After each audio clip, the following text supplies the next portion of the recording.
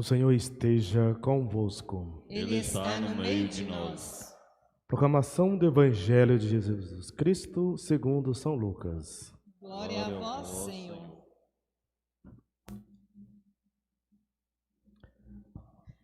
Depois que os mensageiros de João partiram, Jesus começou a falar sobre João às multidões. O que fostes ver no deserto? Um caniço agitado pelo vento? O que fostes ver? Um homem vestido com roupas finas? Ora, os que se vestem com roupas preciosas e vivem no luxo estão nos palácios dos reis. Então, o que fostes ver? Um profeta? Eu vos afirmo que sim, e alguém que é mais do que um profeta. É de João que está escrito: Eis que eu envio o meu mensageiro à tua frente, ele vai preparar o meu caminho diante de ti. Eu vos digo, entre os nascidos de mulher, ninguém é maior do que João. No entanto, o menor no reino de Deus é maior do que ele. Todo o povo ouviu, e até mesmo os cobradores de impostos reconheceram a justiça de Deus e receberam o batismo de João. Mas os fariseus e os mestres da lei, rejeitando o batismo de João, tornaram inútil para si mesmos o projeto de Deus. Palavra da salvação. Glória a vós, Senhor.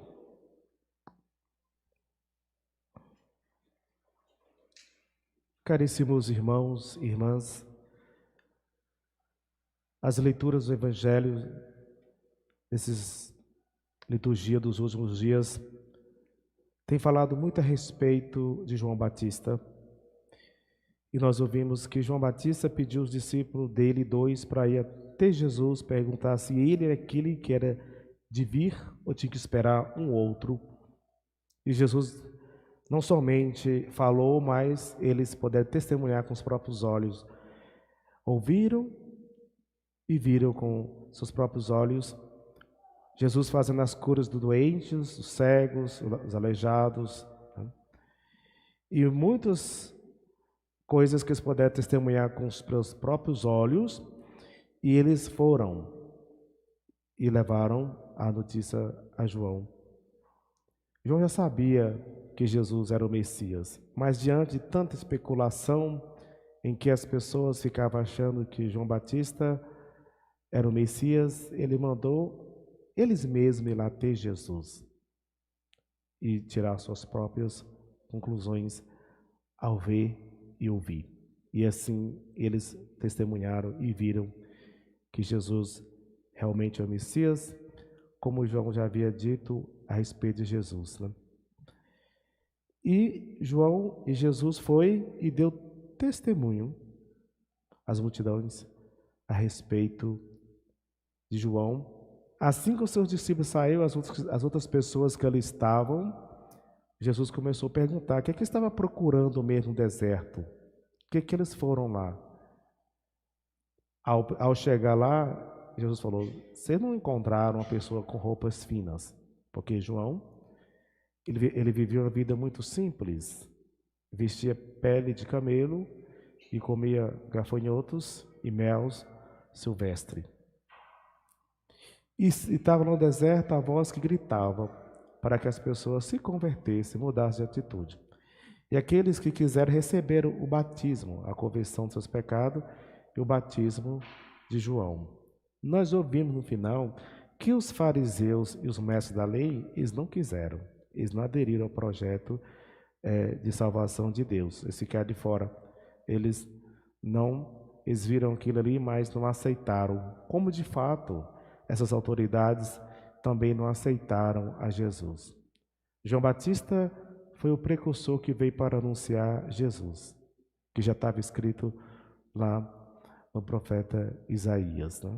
Eis que eu envio à frente o meu mensageiro para anunciar a vinda do Filho de Deus. Então João Batista ele veio assim, ele cumpriu sua missão. Se nós olharmos assim a história de João Batista, é uma história de sofrimento.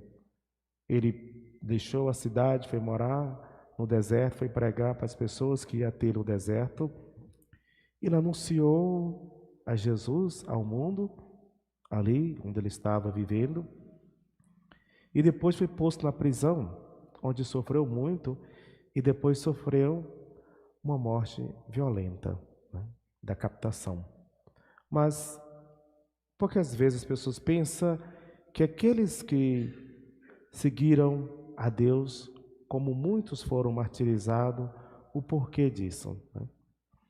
Se o próprio Jesus, ele veio ao mundo para cumprir tudo aquilo que já estava escrito sobre ele que ia acontecer. E Deus também, ele não poupou seu filho de cumprir a missão. Algumas pessoas derramaram seu sangue, testemunhando a Jesus, como muitos mártires santos que nós conhecemos e muitos aqueles anônimos que nós nem sabemos, e muitos outros que ainda serão perseguidos e serão mortos por causa de anunciar a Jesus. Nós não devemos ter medo de anunciar a Jesus. Nós não vamos colocar nos situação de risco muito grande, principalmente aqueles lugares que não aceitam, né? Sair de missão para ir para esses lugares que é muito perigoso. Mas tem muitos missionários no mundo em lugares de conflito que assim são martirizados em nome de Jesus. E João Batista aconteceu dessa forma com ele, porque já estava ali predestinado o que ia acontecer. E Jesus foi e falou que dentre os nascidos de mulher não tinha um maior do que ele. Mas o menor no reino dos céus é maior do que João.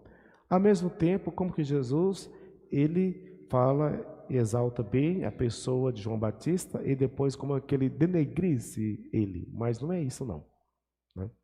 Que ele fala que João Batista, entre os profetas que havia profetizado a respeito da vinda do Filho de Deus, o Messias, ele foi o único que viu com seus próprios olhos, né? O Cordeiro de Deus que foi enviado para salvar o mundo. E ele não ficou participando com Jesus na sua caminhada, porque a missão dele foi cumprir, anunciar Jesus, e depois ele foi morto, e Jesus deu continuidade. Aí Jesus fala que ele é o maior, porque nenhum nascido foi maior do que João, mas o menor porque todos aqueles que nós estamos numa época, que nós temos o privilégio de estar numa melhor época, que depois da vinda de Jesus, porque teve um mundo antes de Jesus, daqueles que viveram e não conheceram, só ouviram falar da promessa que viria. Nós estamos vivendo uma época em que nós sabemos que o Senhor veio, Ele nasceu aqui na humanidade, vive no meio de nós e tem os testemunhos, os relatos da vida de Jesus Cristo.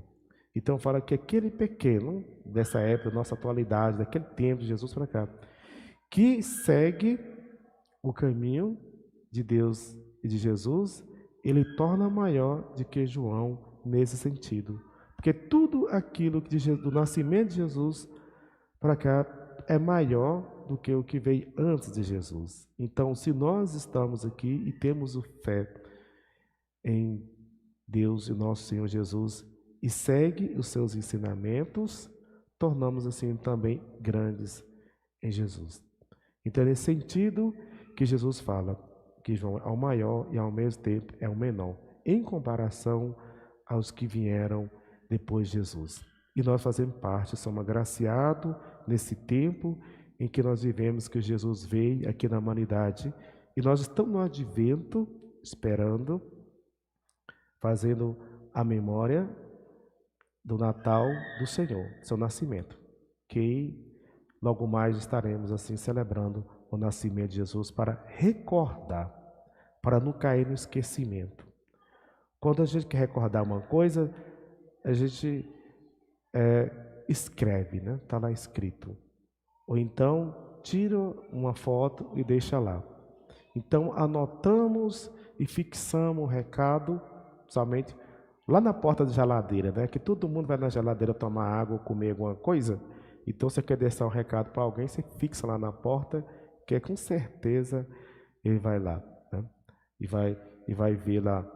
Então, o sentido de nós celebrar o Natal é para nós não esquecer, né, da vinda do Filho de Deus. Porque se nós comemorássemos uma vez e passássemos muitos anos e não celebrássemos mais o Natal, ia acontecer que as pessoas iam cair no esquecimento.